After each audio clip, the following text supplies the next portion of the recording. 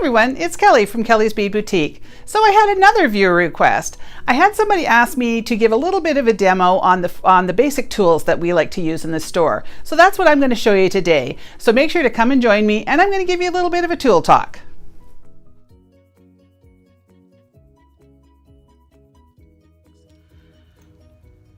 So one of the things that can be a bit daunting when you first start is, what tools do I need? So when people come into the store, we usually like to tell them that they need 4 basic tools, and I'm just going to sort of go over some of the tools that we like to use in the store here. So what I have here is just our entry-level tools. They're like $10.99, $11.99, so they're fairly affordable. I like to use a little bit better tool personally. I like to use my German-made tools, but that's always something that you can invest in later. So the very first thing that you have to absolutely have is a pair of chain nose pliers. You're going to use those for bending wire, for opening and closing jump rings, for just about everything. So you want to have a good pair that do not have any of those ridges inside. So I always say, don't use your husband's tools, because they're the ones that are meant for metal work and things like that, and they will have all those little ridges inside. Jewelry tools have also been honed on the sides, so they're nice and crisp and clean, and they won't leave marks on your metal. So you want to make sure to get a nice pair of chain nose pliers, and I like to have a pair that have a nice point on them. I don't like to have too blunt of an end, because I do want to be able to get into the little nooks and crannies of things. So that's your chain nose pliers. The next thing that I like to tell people to have is a nice pair of round nose pliers. So these are just a basic little one. They have a nice thin little cone on them. They're nice and soft, and they don't have any burrs on them. And you're going to be using that for things like making little wrap loops. So I'll just kind of show you here. So this isn't an actual wrap loop, but what you would do is, you take your wire, wrap it around, and you make your little loops, things like that. So this is kind of only for one thing. It's just for making loops. I don't like to see people opening and closing jump rings with it, because if you take this and place it on the middle of a jump ring, it will actually leave a mark. So make sure you're just using this for making your round nose loops. Sometimes I like to use, did I say round nose loops? I meant round loops. Sometimes I like to have a little bit longer of you can see the difference in that one. This was just a little bit shorter, just by a little bit. Sometimes you want to have a little bit more of a small tip to a larger tip. So again, that all depends, but this is just perfect for a beginner. I also love to have a pair of bent chain nose pliers. Now these are great when you're opening and closing jump rings, because you'll see, like, let's pretend that this is a pair of regular jump rings. Some days, when you're trying to do these things, your mouth does not work. So pretend that this is another pair of pliers like this. You can see how awkward it would be to open that up. So I like to have a pair of bent chain nose so that you can go like that, and you can open and close your jump rings nice and easily. They're also great for wrapping wire, or just when you need an extra set of hands on something. So this is, as far as I'm concerned, a must-have, bent chain nose plier. The other thing that you need is a really good pair of cutters. Now these ones are actually made for the electrical industry, and they're made with, everybody's got their name on them. So if you see them and they've got the blue handle, they're all made by the same company. They're really affordable. They're under $20, and you'll find that if you're really careful with them and you don't cut things like memory wire, and you're not cutting a lot of chain and things like that, that you can get a fairly good amount of time to be able to use these. I like them because they'll give you the nice flush cut.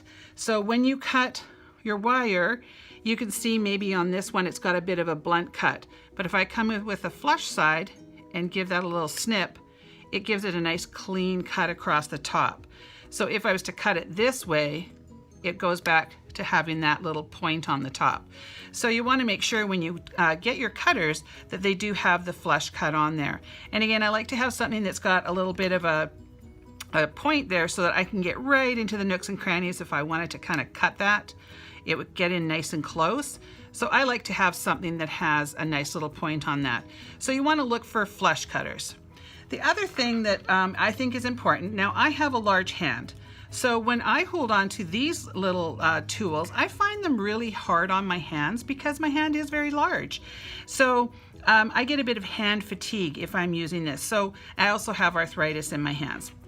So if you have arthritis or maybe perhaps a larger hand, or you're going to be doing a lot of work with your tools, you want to make sure that you have a tool that fits. So I tend to get people to try their tools before they buy their tools. So here we take everything out of the containers and we let people try them. So me personally, it feels okay in there, but if I was going to be doing a lot, I would get hand fatigue. So I like a more ergonomic one, and you can see the difference. That just feels so much better in my hand. It gives it a little bit more strength, and I just find it a little bit easier. Now, speaking of strength, I want to make sure that everybody understands how you hold on to your tools properly. So you see how I've got this laying in my hand? If I have it going this way, I've got it the same thing. What I don't like to see people doing is drinking tea with their coffee. I mean, with their tools. I always tell everybody, what are you doing? Are you drinking tea? Because they have this finger out and then they have this one in the middle. Well, you have absolutely no grip on your tool and you have no strength, and your hand is going to get very sore. So make sure you got a good hand grip on your tools when you're using them, and that will make all the difference for making jewelry, opening and closing jump rings, all kinds of things. So make sure you get a good grip on that. No drinking tea. Now, as far as cutters, I'm a bit of a cutter snob. I have to admit that these are like the Cadillac of cutters. So these are made by one of my favorite companies, Softflex. And these are pricey. They are a little bit on the spendy side. In our store, they're $79.99. I know, gasp.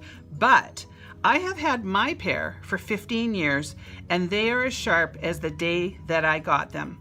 When I had my business, I sold jewelry to about 80 stores across Canada, and so I had to have a couple people in production. I could not make everything by myself. So my production girls had these too, because they come to a really sharp, fine point. They just cut like butter. Like, oh my gosh, you can't really tell on camera, but the cutting on these is just, oh, it's amazing. You can get right into the little tiny nooks and crannies, and as long as you never cut memory wire with them, you will have them forever. So you'll find that these ones will last you maybe a year, and they're $20, or I think they're under $20, but let's see if I got a price here. They are $16.99, or you can spend $79.99 and have them for pretty much a lifetime.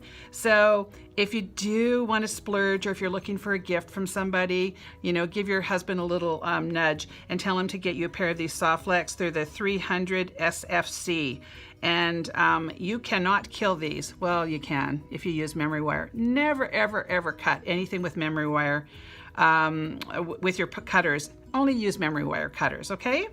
So that's just a quick little rundown on the tools that you're going to need. So those are my snobby tools. This is the ergonomic tool. But what you want to make sure is you have your 4 basic tools. You have your chain nose, your bent chain nose, your round nose, and your cutters. And once you have that little bit, that'll get you through making all kinds of jewelry. Now, of course, I have a million other tools, but these are the basics, and this will get you started. So I hope this helps a little bit. This was a viewer request. I guess lots of people don't know what kind of tools to buy, and that's what I'm here for. I'm here to try and help educate you a little bit. So make sure if you enjoyed this video that you give me a like. Leave me a comment. If you have any questions about any of these tools, make sure to ask those questions, because I answer every single person that leaves me a comment. And please make sure to subscribe to my channel. And thank you so much for watching.